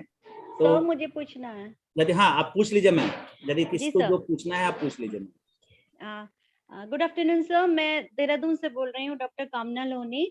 I am also a student of history. Sir, आपने श्वेत केतु जी के बारे में बताया और आई थिंक मैंने पहली बार इतने बहुत व्यापक रूप में उनके बारे में सुना। एंड एज आपने जो मुझे बताया उससे लगा कि he was a great person, he was a great saint. इतने महान संत थे जिन्होंने स्त्री को एक पतिव्रता का स्टेटस दिया। So he was a very historic figure. बस मैं इतना जानना चाहती हूँ सर, मैं उनके बारे में और पढ़ना चाहती हूँ, कहाँ से पढ़ सकती हूँ? मुझे कोई क्लू दीजिए कि मैं बहुत ज्यादा पढ़ना चाहती हूँ उनके बारे में। छांदोग्य उपनिषद करके है मैम, छांदोग्य उपनिषद। हाँ, उस उपनिषद को जब आप पढ़ेंगी तो आपको उसमें उनकी बहुत सारी जानकारी मिल जाएंगी। और सिंपल थिंग है, आप इस पे चले जाइए, गूगल पे चले जाइए और वहां पर भी आप डालेंगे तो बहुत सारी डिटेल नहीं मिलेंगी, लेकिन काफी जानकारी आपको मिल जाएंगी। Okay, thanks a lot sir, मतलब it was an eye opening thing for me. Thanks a lot. Thanks ma'am. Hello. हाँ बोलिए सर। हेलो। हाँ बोलिए सर, सुन रहा हूँ, बोलिए। हाँ सर, नमस्कार सर, मेरा नाम सुनील पाटिल है सर। और इससे पहले भी मैं आपको सुन चुका हूँ। इसी वेबिनार में मैं ज्वाइन हुआ था तो उसमें मैंने आपको सुना था, काफी अच्छा लगा। और ये दूसरा अवसर मुझे मिला, आपने जो भी बताया बहुत अच्छा लगा। लेकिन मैं बीच में इसलिए प्रश्न कर रहा हूँ क्योंकि अभी थोड़ी देर पहले एक मैडम ने प्रश्न पूछा था और उन्होंने कहा था कि केवट जो है शूद्र था। तो मतलब कि जहां तक मैंने पढ़ा है तो मैंने ये पढ़ा है कि केवट जो है शूद्र जाति से नहीं थे, वो पंचम वर्ण था सर। जैसे हमारे मतलब कि जैसे आपने बताया कि मतलब मनुस्मृति स्मृति में जो है हमारे भारतीय समाज को 4 वर्गों में बांटा गया था। तो वो समाज के जितने भी कार्य थे सबको सुचारू रूप से चलाने के लिए ऐसा किया गया था। लेकिन जिस उद्देश्य से ये काम किया गया था वो कालांतर में मतलब उसके अच्छे परिणाम नहीं मिले। तो ये तो मतलब सब जानते हैं, लेकिन यहाँ पर मैं इसलिए मैंने प्रश्न कर रहा हूँ क्योंकि केवट को जो है शूद्र कहा गया। एक्चुअली केवट शूद्र नहीं था, वो अलग से एक पंचम वर्ण है सर। और जहां तक मैं जानता हूँ, मैंने ये भी मतलब पढ़ा है कि केवट ने जो है कम से कम 5 से 6 बार जो है राजा दशरथ को पराजित भी किया और वापस उनका राज्य भी उनको लौटाया। यानी कि ये जो है बहुत पुरानी जाति है ये सर। बहुत धन्यवाद सर, धन्यवाद। धन्यवाद सर, आपने अच्छी जानकारी दी, उसमें जोड़ा ना, धन्यवाद। क्योंकि ये तो काफी विषय जो है सर, कुछ विषय ऐसे होते हैं जो बहुत विवादास्पद होते हैं, जिसमें क्योंकि आपने जो पढ़ा है वो मैंने नहीं पढ़ा, या मैंने जो पढ़ा है वो आपने नहीं पढ़ा होता, और इतना बड़ा विशाल साहित्य और इतिहास है हमारा कि जिसमें से कितने मोती चुनेंगे आप एक जिंदगी में। इतनी छोटी सी जिंदगी है हमारी, हम कितने मोती चुन पाएंगे ना। आपने जोड़ा, मैं इसे अगले व्याख्यान में याद रखूंगा और मैं प्रयास करूंगा कि वो कहीं से मुझे पढ़ने को मिल जाए। धन्यवाद सर आपका।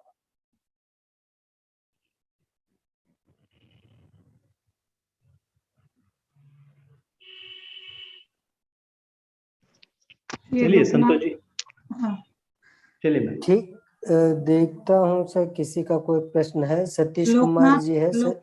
लोकनाथ जी हैंड राइज कर। लोकनाथ जी का हो चुका है ना। अब अशोक जी है, सतीश कुमार जी। तो सतीश कुमार जी आप बस आप पूछ लीजिए आपको जो पूछना है। आपको अनम्यूट किया गया है सतीश कुमार जी। धन्यवाद सर। नमस्कार सर। नमस्कार। नमस्कार सर, मुझे बस इतना कहना है कि जो जानकारी आपने जुटाई, बहुत ही अच्छी जानकारी आपने जुटाई सर। जानकारी अपनी जगह पर है, लेकिन जो आपने उसमें एक इंसानियत का पहलू जोड़ा है वो मुझे बहुत अच्छा लगा सर। बहुत धन्यवाद सर। इंफॉर्मेशन तो पढ़ाई है सर, एजुकेशन है, हम कहीं भी पढ़ लेंगे उस बात को, लेकिन जिस तरह से आपने उसको प्रस्तुत किया और उसमें एक मनुष्यता, उस मानवीय जो भावना उसमें जोड़ी आपने, मानवीय जो तत्व है उसमें आप लेके आए, और जो पढ़ाई का मूल उद्देश्य है, हमारे कोई भी जीवन का जो मूल उद्देश्य है मानव कल्याण होना ही चाहिए, वो जो आपने बात कही सर, बहुत अच्छी लगी। और आपका व्याख्यान बहुत ही प्रेरणास्पद, अति उत्तम सर। बहुत बहुत धन्यवाद। Thank you sir. बहुत बहुत धन्यवाद सर, आपको बहुत बहुत साधुवाद सर।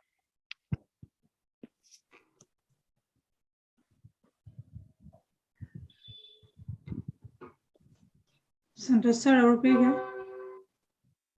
हाँ, तो अपने दूसरे विशेषज्ञ आए हैं, जुड़ गए क्या? देख लो आप। जो अशोक श्रीवास्तव जी। श्रीवास्तव सर।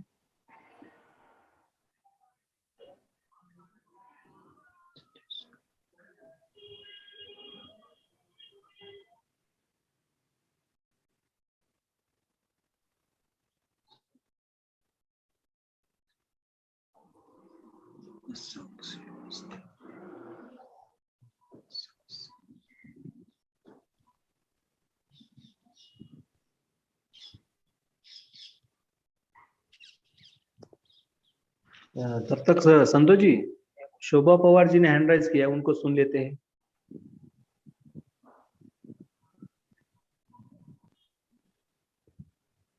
शोभा पवार जी, यदि आपने हैंड रेज किया है तो हाँ बोलिए।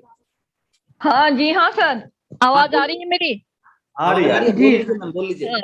जी हाँ पाटिल जी, आपका बड़ा ही व्याख्यान जो रहा, जो काफी सारगर्भित रहा है। आदि काल से लेके सर आप रीति काल तक आपने पूरा सफर किया। मुझे केवल एक जानकारी के लिए आपसे एक सवाल पूछना था कि इतिहास को सामने रख के साहित्य की रचना की जाती है। वाकई में साहित्य, हम इतिहास को भूले बिना साहित्य हम लिख नहीं सकते।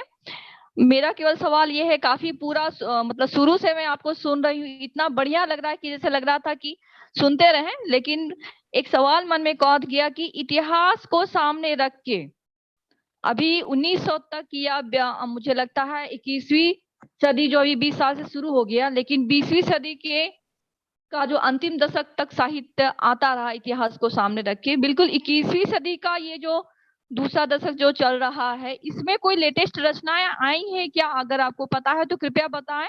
इतिहास को सामने रख के कोई ऐसी रचना सामने आई है क्या? क्योंकि हम लोग जनरली काफी उपन्यास या कहानियां, कहानी नहीं लेकिन नाटक और उपन्यास ऐसे कई पढ़ा चुके हैं जो ऐतिहासिक इतिहास को सामने रख के लिखा गया।